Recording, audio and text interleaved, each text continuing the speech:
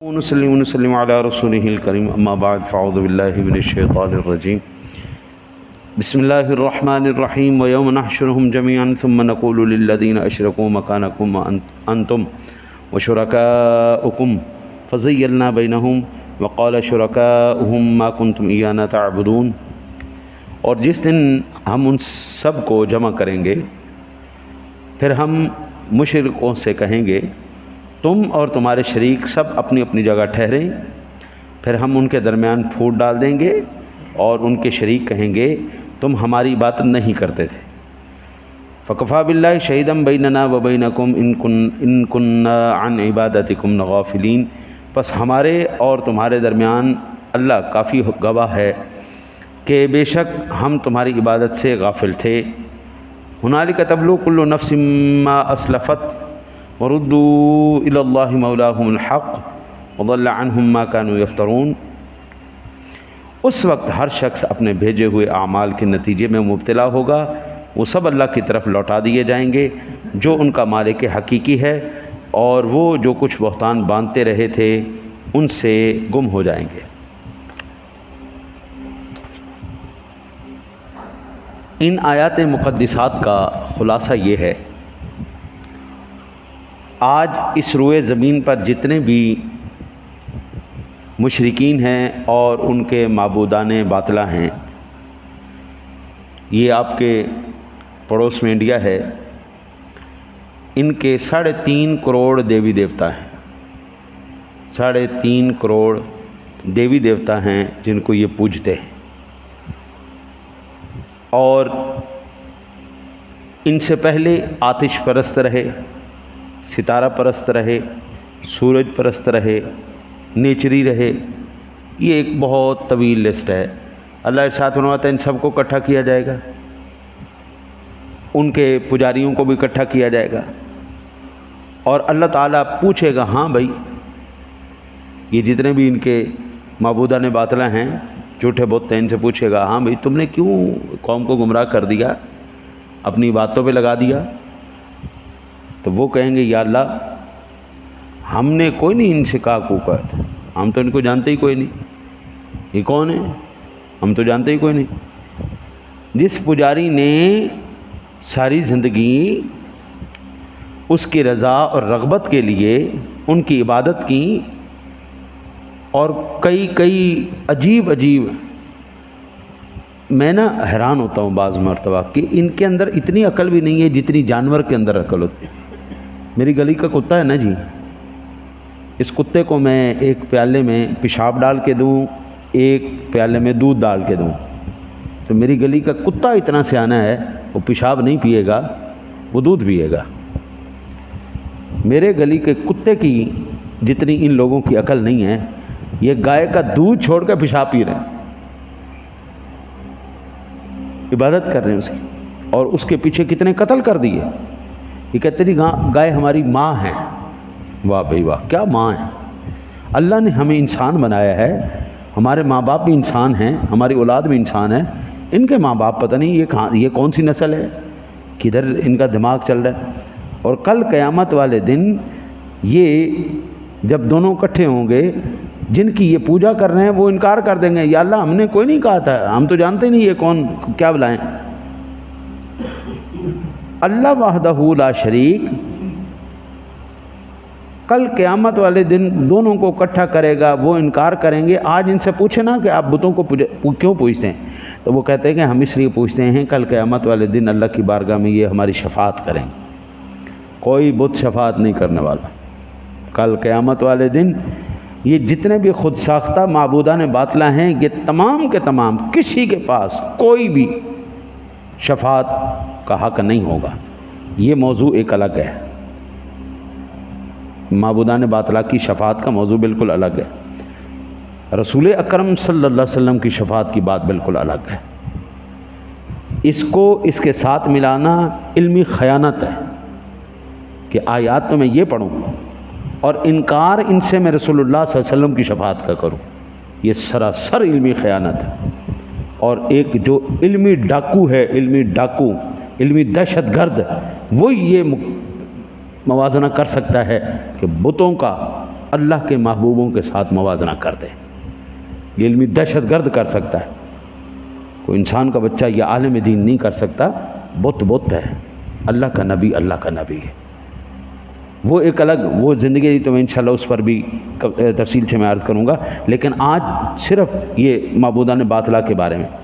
اچھا جی، یہ برات کا اظہار کریں گے، مجھے کیسے پتہ چلا؟ ایک تو یہ جو آیا مبارکہ میں نے آپ کے سامنے تلاوت کی آیات مقدسات، دوسری سورہ بقرہ 166 استبرأ الذین اتبعوا من الذین اتبعوا، جن لوگوں کی دنیا میں پیروی کی گئی تھی جب وہ ان لوگوں سے بیزار ہوں گے جنہوں نے ان کی پیروی کی تھی۔ سورہ بقرہ بھی بتا رہی ہے اس دن انہوں نے کوئی چیز نہیں ماننی، یہ جتنے بھی ان کے دیوی دیوتا ہیں سب انکار کریں گے، یا اللہ ہم نہیں جانتے ان کو، ہم نہیں جانتے۔ میں صدقے جاؤں سونے نبی تیری شان پر آہا ہا ہا وَلَسَوْفَ يُعْطِيكَ رَبُّكَ فَتَرْضَىٰ، کبھی آپ اس آیت کی تفسیر پڑھیں نا تو دل جھوم اٹھتا ہے۔ یہ تو کہیں گے وہ کیا کہتے ہیں، محشر والے دن، جس دن اللہ کا قہر اور غضب، محشر میں جو گناہگار فریاد کریں گے، آیا ہوں میں آیا ہوں سرکار کہیں گے، ہاں جی، آیا ہوں میں آیا ہوں سرکار کہیں گے۔ سرکار دو عالم صلی اللہ علیہ وسلم اللہ کی بارگاہ میں جب سجدہ ریز ہوں گے تو اللہ فرمائے گا ارفع راسک یا حبیب، سونا سر انور اٹھانا، کیا چاہتے؟ اللہ کے حبیب کہیں گے یہ قہر و غضب، یہ جہنم کی بھڑک، یہ آگ کا الاؤ، یا اللہ تیرے یہ سارے جتنے بھی اس وقت غضب اور جلال کے اپنے کمال پر تیری صفات ہیں، تو اللہ ارشاد فرمائے گا اپنی شان کے مطابق یہ قہر و غضب میرا تیرے دشمن کے لیے ہے، تیرے چاہنے والوں سے ہم پیار کریں گے۔ سنیا ٹھیک ہے، صفت جباریت بھی ہے، قہاریت بھی ہے، سب کچھ ہے، لیکن سنیا یہ سارا تیرے دشمن کے لیے ہے نا، جنہوں نے ساری زندگی تیرے ساتھ دشمنی کی، ہاں جی، میرے ساتھ دشمنی کی، میرے برابر میں انہوں نے اپنے شریک بنا لیے، یہ سارا جلال تو ان کے لیے ہے، تیرے چاہنے والوں سے ہم پیار کریں۔ اور یہ پھر ایک اور مقام پر کہ ان شرکاء سے مراد کیا ہے، جو آیات میں نے تلاوت کی، ان شرکاء سے مراد 3 اقوال۔ ایک قول یہ ہے کہ اس سے مراد فرشتے ہیں، کیونکہ یہ لوگ فرشتوں کی بھی عبادت کرتے ہیں، اور اس کی دلیل میرے پاس کیا ہے جی، سورۃ السبا کی آیت نمبر 40 اور 41، وَيَوْمَ يَحْشُرُهُمْ جَمِيعًا ثُمَّ يَقُولُ لِلْمَلَائِكَةِ هَٰؤُلَاءِ إِيَّاكُمْ كَانُوا يَعْبُدُونَ قَالُوا سُبْحَانَكَ أَنْتَ وَلِيُّنَا مِن دُونِهِمْ بَلْ كَانُوا يَعْبُدُونَ الْجِنَّ أَكْثَرُهُمْ بِهِمْ مُؤْمِنُونَ۔ اور جس دن وہ ان سب کو جمع فرمائے گا اور فرشتوں سے فرمائے گا کیا یہ لوگ تمہاری عبادت کرتے تھے؟ وہ عرض کریں گے تو شرکاء سے، یا اللہ تو شرکاء سے پاک ہے، تیرے تو کوئی شریک ہے ہی نہیں، ان کے بغیر تو ہمارا مالک ہے، بلکہ یہ جنات کی عبادت کرتے تھے اور ان میں سے اکثر ہی ان پر ہی ایمان رکھتے تھے۔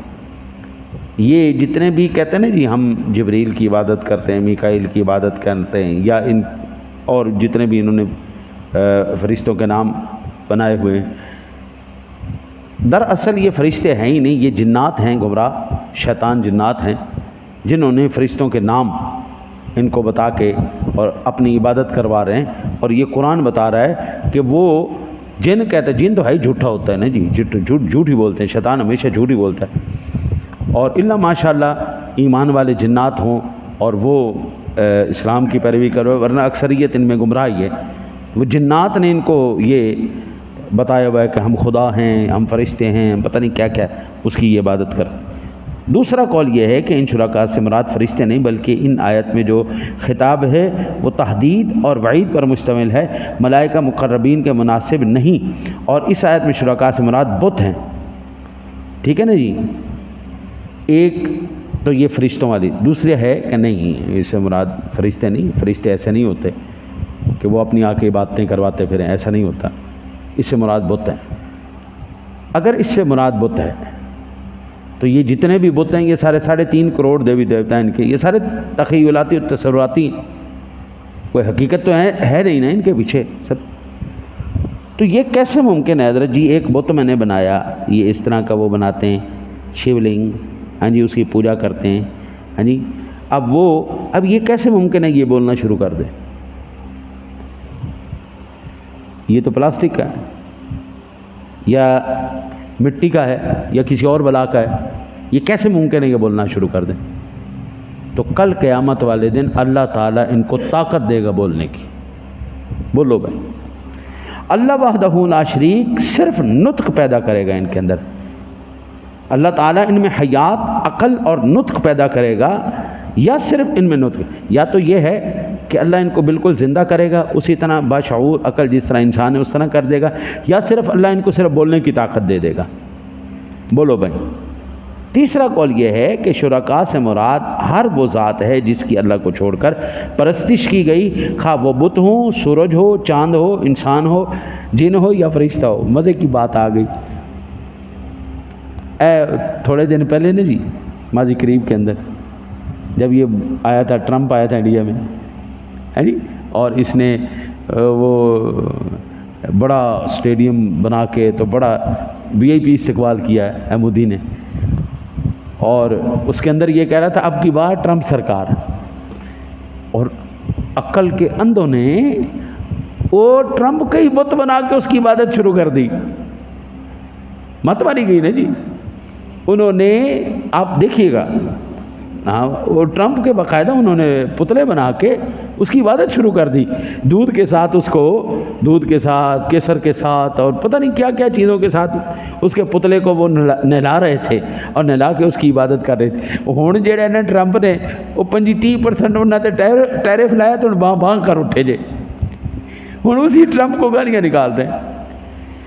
تھوڑی دیر پہلے اسی ٹرمپ کے وہ گن گا رہے تھے، اس حد تک آگے بڑھ گئے تھے کہ ٹرمپ کی بھی انہوں نے عبادت شروع کر دی۔ اور یہ جب مودی گیا ادھر امریکہ، ایکٹر، پیڈ ایکٹر ہوتے ہیں، پیڈ ایکٹر، وہ ایک خاتون کہتی ہائے ہائے بس میں نے آپ کا دیدار کی کہتے ہیں اپنا ہندی دیدار نو کی کر دیں کی کیا کہتے ہیں درشن، آئے میں نے آپ کے درشن کر لیے، میں دھنیہ ہو گئی، واہ بس میری زندگی کا یہی ایک مقصد تھا کہ میں آپ کی پوجا کروں اور میں دھنیہ ہو گئی جناب، وہ میں جو زندگی بچی ہے۔ مت ماری گئی نہیں جی۔ اب مودی جیسا موذی آدمی تاریخ پاک و ہند میں نہیں آپ کو ملے گا، گجرات کا بچر، لاکھوں مسلمانوں کا قاتل، اتنا ظالم آدمی، آج بھی ان کے دماغوں کے اندر گندگی اور غلاظت بھری ہوئی ہے۔ یار اس سے گندی قوم کیا ہوگی جو پیشاب پی اور گوبر کھائے؟ لا حول ولا قوت الا باللہ۔ اللہ نے میرے گلی کے کتے میں اتنی سینس پیدا کی ہے، پیشاب نہیں پینا، گوبر نہیں کھانا، دودھ پینا ہے، لیکن وہ کیڈی کو عجیب مخلوق ہوئے گی جڑی پیشاب پیندی اور وہ معاملات سارے کر، ہاں جی۔ اور آپ اندازہ کریں خدائی کا دعویٰ کرنے والے دنیا کے سب سے بیوقوف ترین لوگ، نان سینس لوگ، ان کی بھی عبادت کی جا رہی ہے۔ تو اللہ وحدہ لا شریک نے ہر اس معبود کو کل قیامت والے دن کٹہرے میں کھڑا کرنا ہے، آؤ بھائی ادھر آؤ، بڑے تم اپنی جو ہے وہ شوق سے عبادت کروایا کرتے تھے، آج دو جواب۔ میں بحیثیت ایک ذمہ دار فرد اسلام کا ہونے کے، ہم اللہ وحدہ لا شریک کے ساتھ کائنات میں کسی کو شریک نہیں ٹھہراتے، ہم صرف قائل ہیں عبادت کے، پوجا کے، پرستش کے، تو ایک اللہ وحدہ لا شریک کے۔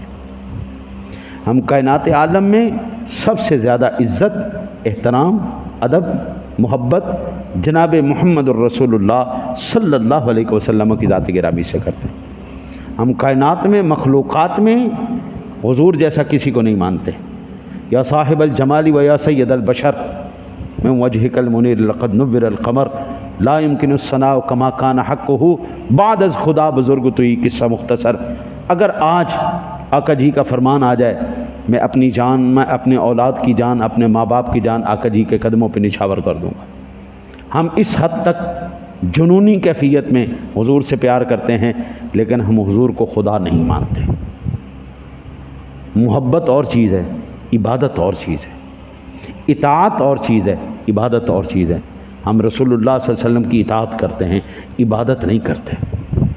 کائنات میں ہم جب میں جو اپنا سب کچھ حضور کے لیے وقف کیے بیٹھا ہوں، میں حضور کی عبادت کا قائل نہیں ہوں، تو پھر کسی ولی کی، کسی پیر کی، کسی فقیر کی، یہ تو پھر کوئی شے کوئی نہیں رہے نا۔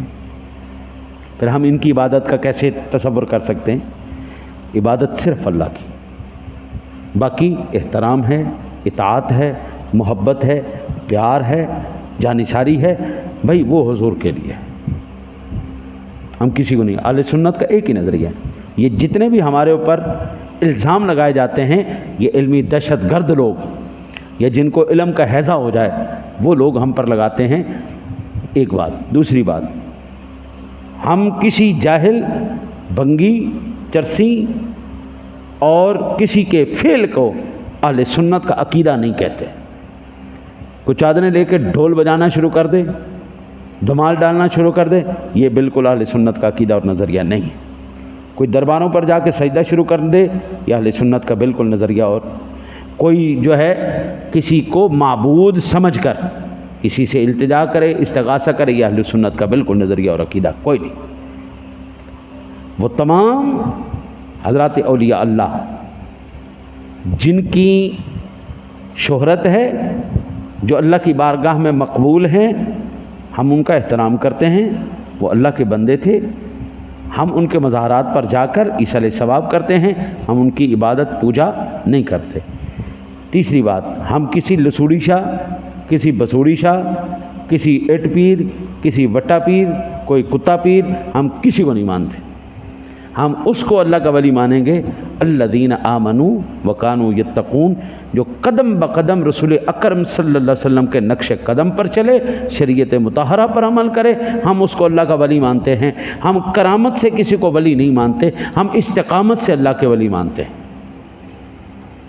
جو 5 وقت نماز پڑھے، شریعت مطہرہ کی جو ہے وہ قانون کی حفاظت کرے، پاسداری کرے، وہ اللہ کا ولی۔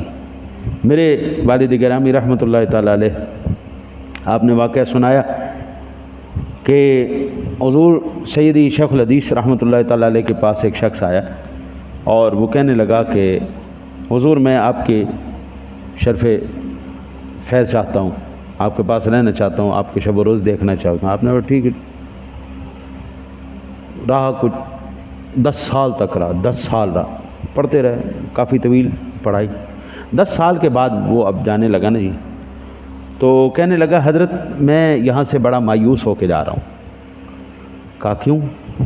مایوس ہو کے کیوں جا رہے ہیں؟ کہ جی آپ کی، ہم نے ہندوستان میں جو ہے، وہ اس وقت ہندوستان تھا، سن 34 کی بات ہے، ہم بڑی آپ کی شہرت میں نے سنی تھی ہندوستان میں کہ یہ فلاں بندہ جو ہے نا، یہ اللہ کا ولی کامل ہے۔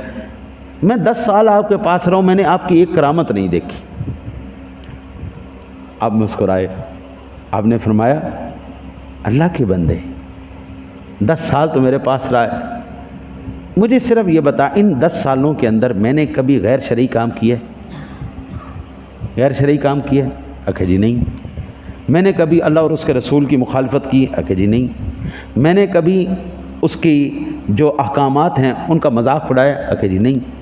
تو فرمایا اس سے بڑی کرامت کیا مانگتا ہے مجھ سے کہ 10 سالوں میں نے اللہ رسول کی کوئی مخالفت نہیں کی، میں نے کوئی شریعت کے خلاف کام نہیں کیا، میں نے استقامت سے شریعت مطہرہ کے اوپر عمل کیا، اس سے بڑی کرامت مانگتا ہے؟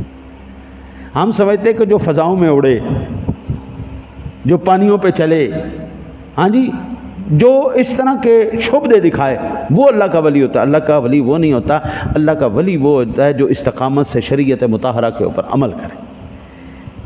دعا کرو اللہ تعالیٰ اپنے حبیب کریم علیہ الصلاۃ والتسلیم کا صدقہ آپ کو مجھے شریعت مطہرہ پر استقامت بھی اور چلنے کی توفیق بھی عطا فرمائے۔